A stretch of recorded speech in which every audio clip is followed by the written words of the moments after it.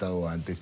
Pero le había prometido que Pepe Eliashev iba a arrancar con su columna, así que vamos a escucharlo. Adelante. Gracias, Alfredo, y diputado, buenas noches, bienvenido también. Evita Perón, Cámpora Kirchner.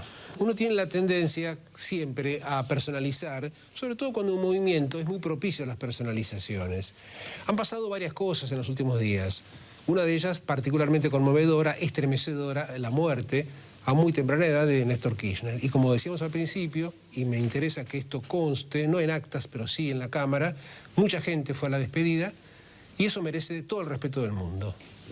Podemos discrepar y podemos analizar si esto es política o es otra cosa, a qué se llama la militancia, pero esto es un dato real. Ahora bien, esta muchedumbre de jóvenes que se acercó a despedirlo al expresidente, ¿de qué son herederos?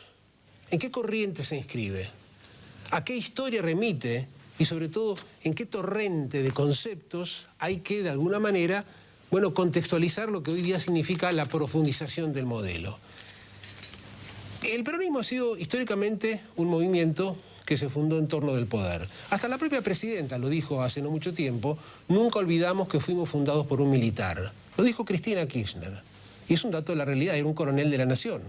Un hombre que cuando asume la jefatura del país y crea su movimiento ya tiene una historia, ya ha desfilado, ha tenido actividad en el 30, en el 43, ha visto la Europa previa a la Segunda Guerra, tiene ciertas afinidades ideológicas. También las tiene cuando cae en el 55. El derrotero de Perón en el exilio no es un hecho menor. ¿Qué países elige? ¿A dónde va? ¿Y cómo le va pegando, ¿no?, la Europa del 68, la aventura del Che Guevara, la aparición de Cuba, los no alineados? El peronismo ha sido entonces eso, básicamente un movimiento de raigambre popular poderosa, pero que albergó en su horizontalidad una formidable capacidad de recoger matices muy diversos. La expresión más demencial, más patológica y más criminal de estos extremos, a los que nadie espera querer volver, menos los justicialistas, es el 73-74.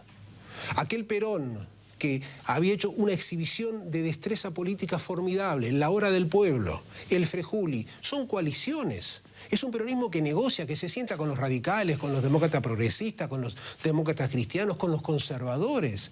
Aquel peronismo que luchaba por regresar de la proscripción y por la soberanía política era la cosa menos dogmática del mundo. Era un peronismo que comprendía que la mesa de la política era el lugar civilizado por antonomasia para destrabar los problemas de una democracia que todavía no había nacido. El propio Perón, cuando regresa al país en el 73, es un Perón que ya ha sido cambiado por Europa.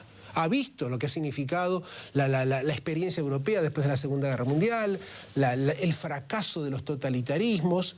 Es el Perón que, cansado y viejo, pero muy sabio, pide el apoyo de Balbín y le dice a Isabel, cuando necesites algo, llámalo a Balbín. Balbín no era cualquier persona, era el presidente del radicalismo, muchachos. Conozcan estas figuras, porque el país no está construido desde anteayer. Y era un hombre que había sido perseguido por Perón. Porque el radicalismo, como el socialismo, como el Partido Comunista, fueron duramente perseguidos por el primer peronismo. ¿Y Balbín qué hace? Balbín cruza el cerco ahí de Gaspar Campos y le da el famoso abrazo. Y cuando Perón muere, la famosa frase, una frase que va a seguir repicando durante décadas, un viejo adversario viene a despedir a un amigo. Había estado en cana Balbín, había estado preso. No era un intelectual que discrepaba. Y muchos radicales se habían tenido que exiliar en Montevideo. ¿Qué pasa con todo eso? Había surgido junto a eso, o desde el costado de eso, las formaciones especiales.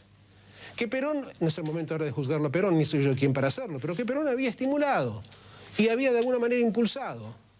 Era la Juventud Maravillosa. Una Juventud Maravillosa que empezó a hacer muchas macanas, algunas de ellas muy sangrientas. Y cuando se precipitó el gobierno finalmente elegido por el pueblo, con Cámpora como presidente y la consigna Cámpora al gobierno, Perón al poder, ¿qué pasó con Cámpora?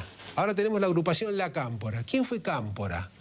Y Cámpora fue echado del poder, del gobierno, de una manera muy deshonrosa.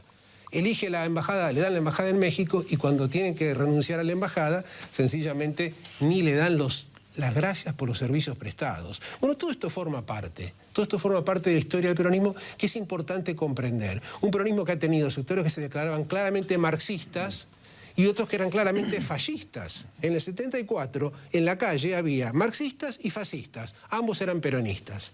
Muy difícil de poder comprender. Bueno, hoy no pasa eso. Claramente, la presidenta no es Isabel Perón. El que lo diga es un tonto, es un demente o es una persona de mala conciencia. Es una señora elegida por la plena legitimidad del voto del pueblo argentino. Y ella no le debe el cargo a una persona como Perón que nos dejó Isabel Perón. Pero lo cierto del caso, para redondear, es que el peronismo efectivamente es un movimiento de una enorme amplitud, de una enorme diversidad, que como decía hace un ratito Agustín Rossi, tiene dispositivos. El partido es uno de ellos. Y eso es lo que complica de cara al futuro la idea de una Argentina institucional.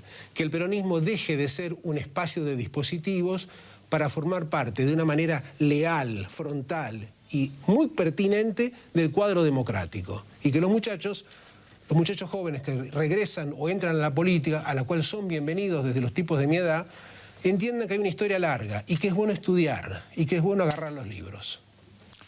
Con la firma de Pepe Eliashev, interesante el recorrido ideológico, esta síntesis ideológica de la historia de las ideas del peronismo que ha hecho Pepe Eliashev, pero